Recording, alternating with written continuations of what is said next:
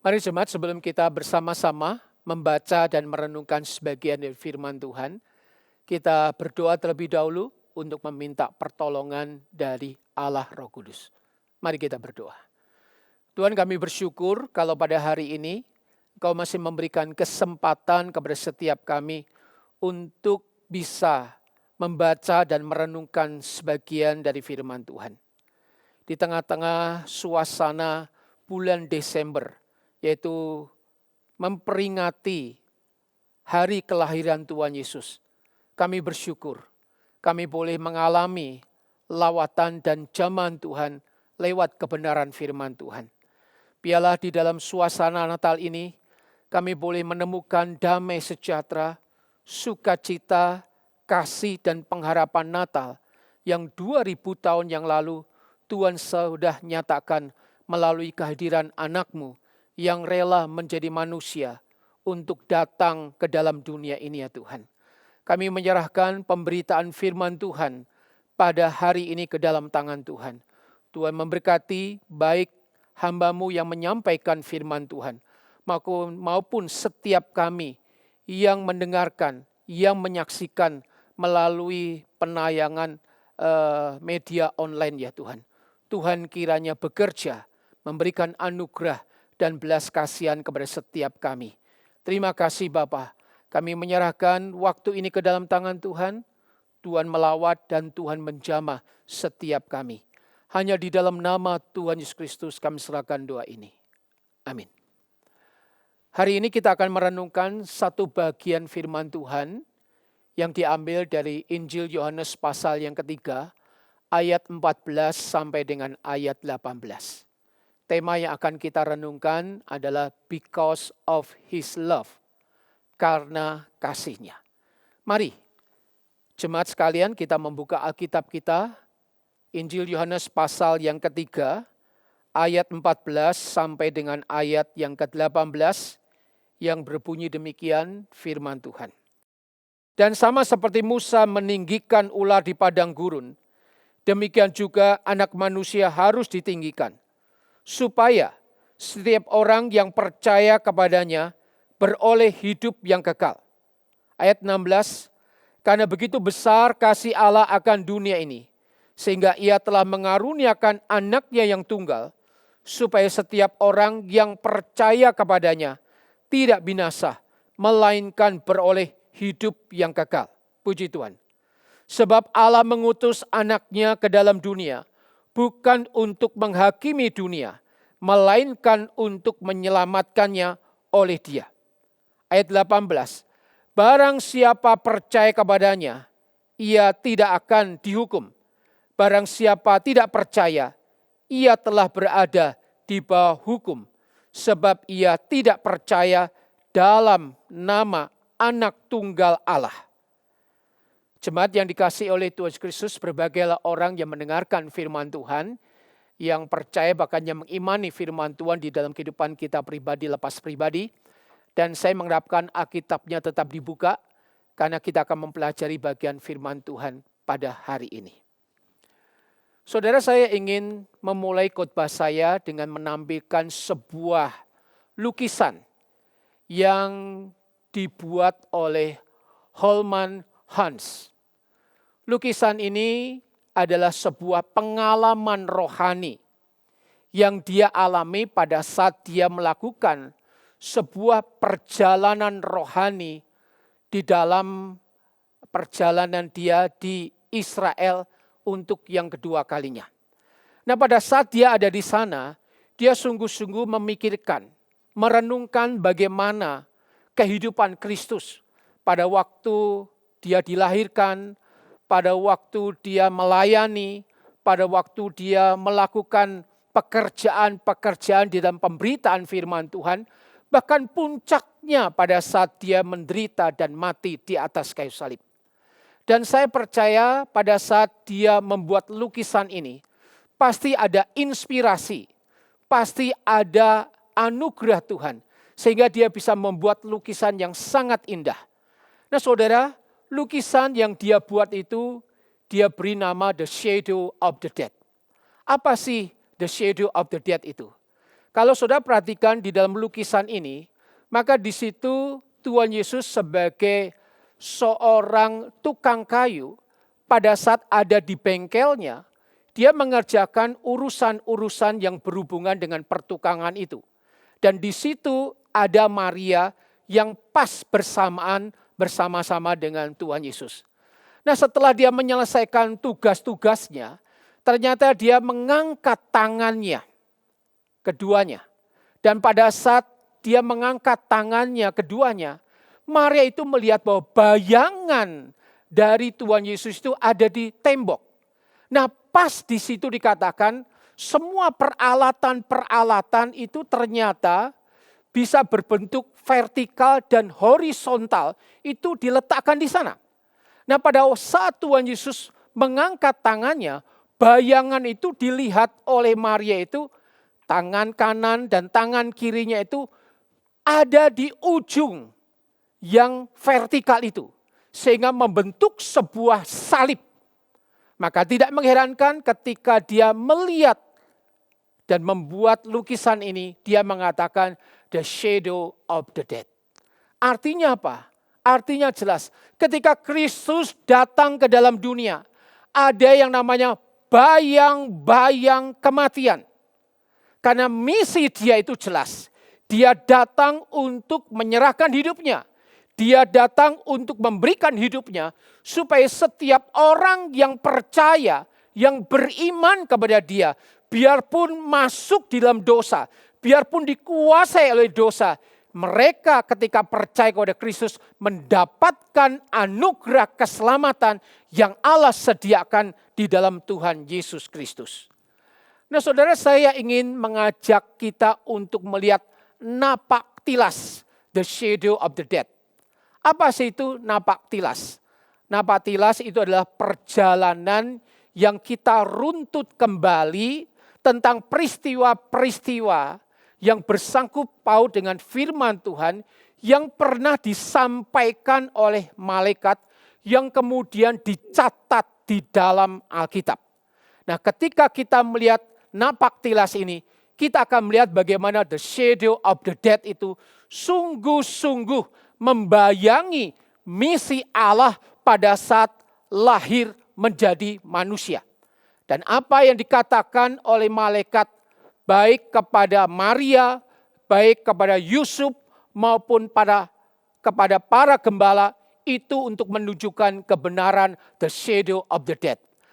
Di dalam Lukas pasal yang pertama ayat yang ke-30 sampai dengan ayat 31, di situ dikatakan pada saat malaikat Gabriel itu menemui Maria, malaikat Gabriel mengatakan, "Jangan takut hai Maria, karena engkau sudah dipilih dan engkau mendapatkan anugerah daripada Allah, bahwa engkau akan mengandung dan engkau akan melahirkan seorang anak dan engkau harus memberikan nama anak itu Yesus." Nah, saudara perhatikan, nama yang diberikan itu sudah dinubuatkan, sudah dikatakan secara langsung oleh malaikat, yaitu Yesus.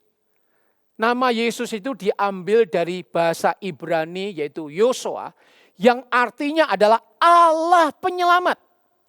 Jadi kalau kita perhatikan di sini bahwa Yesus yang akan dilahirkan nanti itu memiliki satu misi, yaitu menyelamatkan.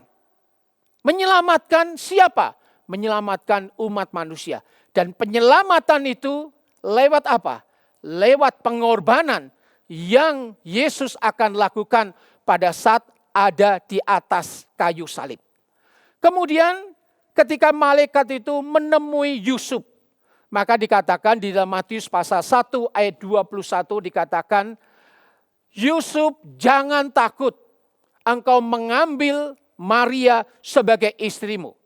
Karena anak yang dikandungnya itu adalah bernama Yesus.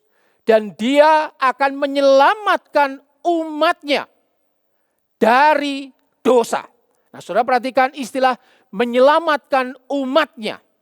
Nah, saudara, di dalam bahasa Yunani istilah menyelamatkan itu adalah sosei. Itu di dalam future, ya, di dalam future. Artinya apa? Sebuah nubuatan tentang penderitaan dan kematian Kristus. Jadi Kristus itu datang untuk menggenapi keselamatan yang Allah rencanakan kepada setiap manusia melalui penderitaan dan kematian dari Tuhan Yesus. Kemudian ketika malaikat Gabriel menemui para gembala, dikatakan di dalam Lukas pasal 2 ayat 12, dikatakan jangan takut hai para gembala. Hari ini telah lahir bagimu Yesus juru selamat umat manusia yang disebut dengan Kristus. Kristus itu artinya adalah yang dipilih dan yang diurapi untuk menjadi juru selamat. Dari semua nubuatan-nubuatan, dari semua berita-berita yang disampaikan oleh malaikat, jelas the shadow of the dead itu dinyatakan kepada kehadiran Kristus pada saat dia ada di dalam dunia ini. Dan itu menjadi bukti bahwa Allah ketika merencanakan segala sesuatu, pasti dari awal sampai akhirnya tergenapi dengan sempurna. Artinya keselamatan itu Allah yang merencanakan. Keselamatan itu Allah yang melakukan. Dan keselamatan itulah yang Allah genapkan di dalam setiap kehidupan saudara dan saya. Dan pada saat saya merenungkan bagian firman Tuhan ini, nubuatan-nubuatan tentang the shadow of the dead ini, saya sungguh bersyukur. Kenapa Allah mengasihi saya? Kenapa Allah rela menyelamatkan saya? Kenapa Kristus mau datang ke dalam dunia? Tujuannya cuma satu. Itu karena dia ingin saudara dan saya mengalami keselamatan di dalam Tuhan Yesus Kristus. Tidak ada kebaikan, tidak ada amal saleh, tidak ada usaha manusia apapun yang bisa menyelamatkan saudara. Hanya anugerah. Sekali lagi, hanya anugerah yang Tuhan Yesus berikan di dalam kehidupan setiap saudara dan saya. Dan anugerah itulah yang membuat saudara bisa mendapatkan keselamatan dan jaminan hidup yang kekal di dalam Tuhan Yesus Kristus. Natal menjadi berita tentang lawatan Tuhan. Natal menjadi berita bagaimana Allah datang ke dalam dunia, menjadi manusia untuk menjadi Allah penyelamat, untuk menyelamatkan dan untuk menjadi juru selamat bagi setiap manusia yang sungguh-sungguh ada di dalam dosa dan mendapatkan pengharapan yang baru di dalam Tuhan Yesus Kristus. Yang menarik saudara, kalau saudara perhatikan, kebenaran tentang the shadow of death itu sungguh-sungguh Alkitab ungkapkan di dalam Yohanes pasal 3 ayat 16. Mari kita perhatikan Injil Yohanes pasal 3 ayat 16 berbunyi demikian. Karena begitu besar kasih Allah akan dunia ini, sehingga ia telah mengaruniakan anaknya yang tunggal, supaya setiap orang yang percaya kepadanya tidak binasa, melainkan beroleh hidup yang kekal. Saudara perhatikan, ketika saudara melihat Injil Yohanes pasal 3 ayat 16 ini, maka kebenaran the shadow of the dead itu sungguh-sungguh Alkitab ungkapkan. Dan itu merupakan inspirasi yang Allah berikan supaya saudara bisa mengerti karya Allah yang begitu luar biasa. Di situ dikatakan karena begitu besar kasih Allah. Nah saudara, kasih di sini itu adalah kasih agape. Kasih agape itu adalah kasih yang sempurna. Kasih yang perfect, kasih yang mulia. Kemudian kasih yang perfect, kasih yang sempurna itu dikatakan diberikan kepada dunia. Dunia itu dalam pengertian kosmos, yaitu orang dan sistem yang berdosa. Sistem yang sungguh-sungguh jahat. Nah coba bayangkan saudara, kasih Allah yang sempurna, kasih Allah yang baik, kasih Allah yang mulia itu kemudian diberikan kepada dunia yang berdosa. Diberikan kepada manusia yang berdosa. Diberikan kepada sistem yang berdosa. Apakah akan diterima? Tidak. Justru akan dihina. Justru akan diremehkan. Justru akan dibuang. Justru akan diinjak-injak. Biarpun Allah tahu. Ya dunia, orang berdosa dengan sistemnya menolak kasih Allah, menghina kasih Allah, itu tidak pernah menghentikan Allah untuk memberikan kasih-Nya. Karena kasih Allah itu dikatakan kasih yang melampaui segala dosa kita. Kasih Allah itu yang melampaui segala kekurangan kita. Kasih Allah itu melampaui segala keberadaan kita sebagai manusia yang berdosa sekalipun. Tanpa kasih Allah, engkau dan saya tidak akan pernah bisa mengerti bagaimana Allah itu memberikan yang terbaik, yang terindah, yang termulia di dalam kasih-Nya kepada saudara dan saya, yaitu karunia Tuhan Yesus Kristus. Kemudian yang kedua dikatakan demikian, memberikan anaknya yang tunggal. Itu monogene, artinya only one, satu-satunya. Coba saudara bayangkan, kalau saudara dan saya itu punya satu anak. Kemudian anak itu saudara berikan kepada orang lain. Kalau diberikan kepada orang lain yang baik, itu mungkin saudara dan saya mungkin ya rela. Tetapi kalau diberikan kepada orang yang jahat, orang yang berdosa, apakah saudara rela akan memberikan anak saudara yang satu-satunya itu? Tetapi Allah memberikannya itu. Hanya dengan memberikan anaknya yang tunggal itulah keselamatan saudara dan saya bisa dapatkan. Tanpa anaknya yang tunggal diberikan, maka keselamatan itu tidak akan pernah saudara dan saya itu dapatkan. Saudara, itu artinya betapa bernilainya saudara. Itu artinya betapa berharganya saudara dan saya. Sehingga Allah itu memberikan anaknya yang tunggal. Kemudian dikatakan supaya percaya. Ya, supaya percaya. Artinya apa? Ketika saudara dan saya percaya kepada kasih Allah, percaya kepada pemberian Allah, yaitu anaknya yang tunggal satu-satunya, maka dikatakan saudara akan mendapatkan hidup yang kekal. Tetapi kenyataannya di dalam ayat 19, manusia lebih menyukai kegelapan. Manusia lebih menyukai kegelapan. Kalau manusia lebih menyukai kegelapan, pertanyaannya, kenapa Allah mau? Ya, kenapa Allah mau melakukan semuanya itu kepada saudara dan saya? Jawabannya cuma satu. Karena kasih itulah yang membuat Allah rela memberikan anaknya yang tunggal bagi saudara dan saya. Nah saudara, yang perlu kita perhatikan sekarang adalah apa sih motivasi utama dari tindakan Allah ini? Dari Allah Bapa dan Allah Anak sama. Yaitu apa? Motivasinya kasih atau love itu atau agape itu. Nah yang menarik saudara, istilah agape atau kasih itu dikatakan memiliki 4 hal yang luar biasa. Tidak mementingkan diri sendiri. Allah tidak pernah mementingkan dirinya sendiri. Artinya apa? Artinya Allah sungguh mengasihi manusia. Sampai anaknya sendiri dia korbankan. Sampai anaknya sendiri dia berikan. Bukan berarti Allah tidak mengasihi anaknya. Kasih Allah yang sempurna itu bisa mengasihi saudara dengan sempurna.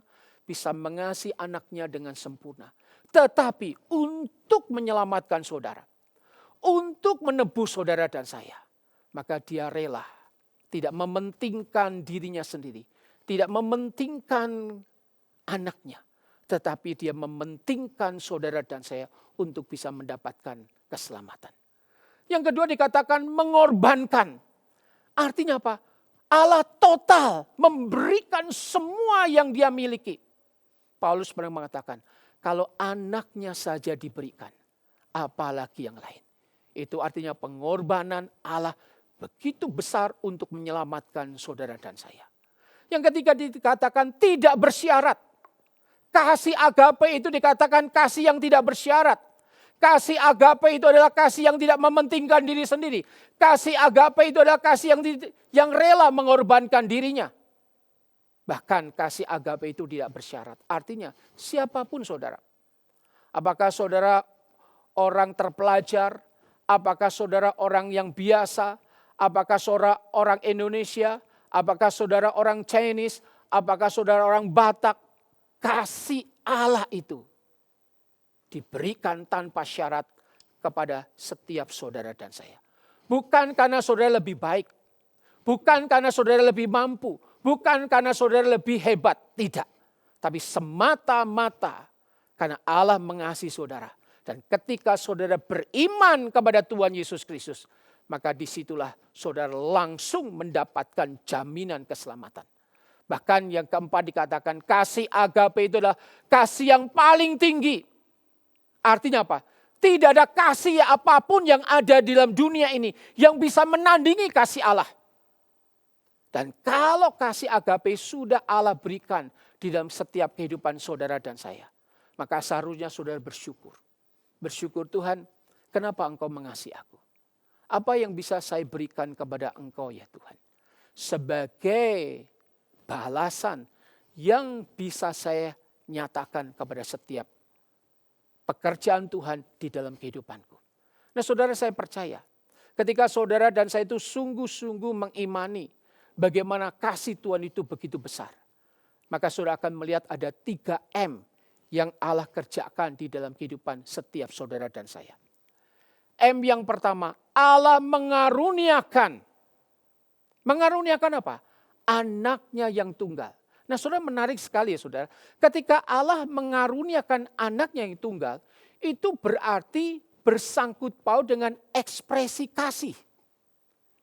Bersangkut paut dengan kebenaran kasih. Bersangkut paut dengan tindakan kasih. Yaitu apa? Kristus diberikan. Dan Kristus itu merupakan sebuah pernyataan kasih Allah yang sempurna. Sehingga kalau saudara melihat gambar itu, ya dikatakan anak tunggal diberikan, yaitu Kristus. Kemudian ekspresi, kebenaran, tindakan, dikatakan kasih, agape yang sempurna itu saling ngeling satu dengan yang lain. Saling mengikat satu dengan yang lain. Sehingga saudara bisa melihat bagaimana keajaiban kasih Allah yang memberikan anaknya yang tunggal. Di dalam Yohanes pasal 15 ayat 13 dikatakan, ya, tidak ada kasih yang terbesar, ya, selain kasih seorang yang memberikan nyawanya bagi sahabat-sahabatnya. Puji Tuhan. Engkau dan saya adalah sahabat-sahabat Allah. Engkau dan saya adalah orang-orang yang dikasihi oleh Allah. Sehingga engkau bisa mendapatkan satu anugerah. Itu Kristus yang rela memberikan nyawanya bagi saudara dan saya untuk mendapatkan keselamatan. Nah saudara, pertanyaannya, kalau Allah sudah memberikan karunia-Nya yang begitu luar biasa di dalam kehidupan saudara dan saya, masihkah kita ragu akan kasih Allah? Masihkah kita ragu akan Kristus yang rela memberikan hidupnya, nyawanya bagi setiap saudara dan saya? Saya rindu, biarlah Natal tahun ini sungguh-sungguh di tengah-tengah kondisi COVID-19, di tengah-tengah ketidakpastian, saudara bisa melihat Kristus itu adalah jawaban yang pasti bagi persoalan hidupmu, bagi permasalahanmu, bagi keluargamu, bagi masa depanmu, bagi segala sesuatu yang terjadi dalam kehidupan saudara dan saya. M yang kedua, Allah meninggikan. Ayat 14. Ada dua konsep kebenaran tentang meninggikan. Di dalam bahasa Yunaninya itu dikatakan hupsiotenai. Itu dalam bentuk auris. Terjadi sekali untuk selama-lamanya. Kapan itu? Yaitu pada waktu Kristus digantung. Di dalam Galatia pasal 3 ayat 13 dikatakan apa? Terkutuklah orang yang digantung di atas kayu salib. Itu bicara tentang penderitaan. Kemudian yang kedua, dimuliakan. Filipi pasal 2 ayat 9. Itu bicara tentang kebangkitan Kristus. Nah saudara, penderitaan dan kebangkitan Kristus itu menjadi sarana di mana Allah itu meninggikan Kristus. Dia ditinggikan untuk mengalami penderitaan di atas kayu salib. Kemudian ketika dia bangkit, dia dimuliakan oleh Allah sebagai Allah yang menang terhadap kematian. Nah saudara, apa yang Kristus lakukan itu selalu menimbulkan perbantahan. Perbantahan dalam pengertian apa? Apakah benar Kristus mati? Apakah benar Kristus bangkit? Itu perbantahan yang terus menerus. Banyak orang yang meragukan. Tetapi seperti Musa pada waktu diperintahkan oleh Tuhan. Pada waktu orang Israel dipatuk oleh ular tedung. Maka di situ dikatakan apa? Banyak orang-orang Israel itu meninggal. Tetapi Tuhan mengatakan buat ular tembaga. Barang siapa yang melihat ular tembaga itu, mereka akan mendapatkan keselamatan. Dan akhirnya banyak orang Israel yang terpatuk oleh ular tedung itu. Mereka bisa selamat pada saat mereka melihat ular tembaga yang dinaikkan oleh Musa. Disitulah keselamatan itu terjadi. Nah saudara, saya percaya ini merupakan satu anugerah Tuhan. Ketika engkau memandang salib Kristus, ketika engkau percaya kepada kebangkitan Kristus, itu merupakan sebuah anugerah keselamatan yang Tuhan berikan. Dan itu merupakan satu anugerah yang Tuhan sediakan bagi setiap saudara dan saya. Saya berdoa, siapapun saudara yang hari ini mendengarkan firman Tuhan, saudara sungguh-sungguh bisa memandang kepada salib Kristus, memandang kepada kebangkitan Kristus, karena disitulah anugerah Tuhan itu sungguh terjadi di dalam kehidupan setiap saudara dan saya. Nah saudara, M yang ketiga, Allah menyediakan. Menyediakan apa? Menyediakan hidup yang kekal. Artinya tidak mengalami kebinasaan, tidak mengalami kematian. Nah saudara, kematian itu ada 3 macam, yaitu kematian jasmani, yaitu pisahnya hubungan antara roh dan tubuh itu. Tetapi Tuhan mengatakan, kamu tidak perlu takut.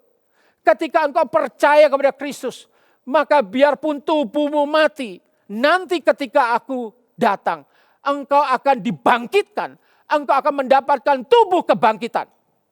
Yang kedua saudara, ada yang namanya kematian rohani, yaitu iman kita, kerohanian kita, hati kita itu sungguh-sungguh hidup dipimpin di dalam dosa.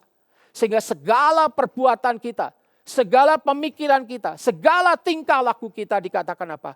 Sudah dikorup oleh dosa. Dan itu menjadi suatu pergumulan yang luar biasa. Tapi kita bersyukur ketika engkau percaya kepada Kristus, maka Kristus memberikan Roh Kudus untuk membuat saudara mengalami kelahiran baru, untuk saudara mengalami pertobatan, sehingga pembaruan kehidupan itu bisa terjadi dalam kehidupan setiap saudara dan saya. Dan itu merupakan satu berkat yang luar biasa. Kemudian dikatakan kematian kekal. Tetapi Tuhan mengatakan kamu tetap akan dibangkitkan dan kamu akan mendapatkan hidup bersama-sama dengan Allah di surga. Dan itu merupakan jawaban di dalam setiap pergumulan-pergumulan yang saudara hadapi pada saat menghadapi kematian. Nah saudara, yang saya ingin katakan Natal itu merupakan berita tentang lawatan Allah kepada manusia berdosa. Nah saudara, saya tidak tahu sekarang kondisi saudara dan saya. Allah hari ini ingin melawat saudara. Allah hari ini ingin menjamah saudara. Allah hari ini ingin menolong saudara. Di dalam segala pergumulan apapun, percayalah bahwa Allah sungguh bekerja di dalam kehidupan saudara dan saya.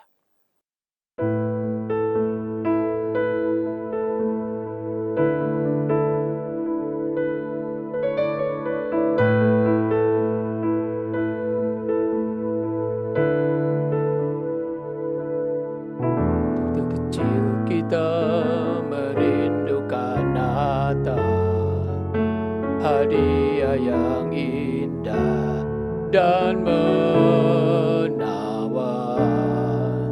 namun tak menyadari seorang bayi telah lahir, bawa keselamatan untuk manusia. Waktu pun berlalu dan kita pun tahu anugerah yang besar dari Bapa yang relakan anaknya disiksa dan disalibkan di Bukit Kalvari karena kasih, karena kita Dia menderita, karena kita Dia disalibkan, agar dunia yang hilang diselamatkan dari hukuman kekal. Karena kita Dia menderita, karena kita Dia disalibkan, agar dunia yang hilang diselamatkan dari hukuman kekal. Musik akan mengalunkan lagu ini. Saudara, saya tidak tahu apa yang sedang saudara hadapi saat ini. Di dalam bisnis saudara, di dalam kehidupan keluarga saudara, di dalam kehidupan masa depan saudara, dan banyak hal yang mungkin tidak bisa saudara prediksikan. Akan ada di antara saudara yang mengalami sakit penyakit dalam segala pergumulan yang benar-benar memberatkan saudara. Tapi hari ini saya ingin mengatakan kepada setiap saudara, Allah mengasihi saudara. Allah mencintai saudara. Allah datang untuk saudara dan saya. Sehingga anugerah Tuhan yang begitu besar itu sungguh-sungguh bisa saudara dan saya alami. Saya berdoa ketika saudara mengalami kondisi-kondisi yang sedang saudara hadapi, datanglah kepada Tuhan. Angkatlah tanganmu, katakan, Tuhan, aku membutuhkan Engkau. Katakanlah, Tuhan, selamatkan hidupku, jamah hidupku, pulihkan hidupku. Sehingga aku sungguh-sungguh mengalami lawatan Tuhan di dalam kehidupan setiap saudara dan saya. Saya berdoa, bila lawatan Tuhan sungguh terjadi atas hidup saudara dan saya. Apapun yang saudara alami saat ini, kalau saudara mengalami pergumulan, angkatlah tanganmu. Angkatlah tanganmu. Katakan, Tuhan, aku ingin mendapatkan pemulihan dari Tuhan. Aku ingin mendapatkan jamahan dari Tuhan. Aku ingin mendapatkan lawatan dari Tuhan. Dan katakan, demi nama Tuhan Yesus Kristus, jadi. Dan Tuhan akan menggenapkan semuanya itu sesuai dan seturut dengan kehendak Tuhan. Bagi saudara yang ingin mendapatkan lawatan Tuhan, angkatlah tanganmu. Saya akan mendoakan. Tuhan, hamba berdoa untuk setiap para pendengar dan setiap jemaat Tuhan yang mengangkat tangan pada saat ini. Hamba berdoa, apapun kesulitan mereka, apapun tantangan mereka pada saat ini, mungkin ekonomi, mungkin keluarga, mungkin relasi sebagai suami istri, mungkin di dalam finansial ya Tuhan, mungkin masa depan mereka, bahkan ada pergumulan-pergumulan yang lain yang sungguh-sungguh membuat mereka berat ya Tuhan. Hamba berdoa, bila di dalam nama Tuhan Yesus Kristus, Tuhan melawat mereka, Tuhan menjamah mereka, Tuhan memulihkan mereka ya Tuhan. Sehingga pada saat ini, biarlah kuasa Tuhan turun atas kehidupan mereka. Dan biarlah Natal tahun ini sungguh-sungguh memberikan damai sejahtera, sukacita, pengharapan. Karena Tuhan menjawab setiap doa-doa mereka. Tuhan menjawab setiap pergumulan-pergumulan mereka ya Tuhan. Dan hamba percaya, biarlah di dalam nama Tuhan Yesus Kristus, kuasa Tuhan terjadi atas kehidupan mereka. Terima kasih Bapa. Segala puji dan segala hormat kami kembalikan hanya di dalam nama Tuhan kami Yesus Kristus. Amin.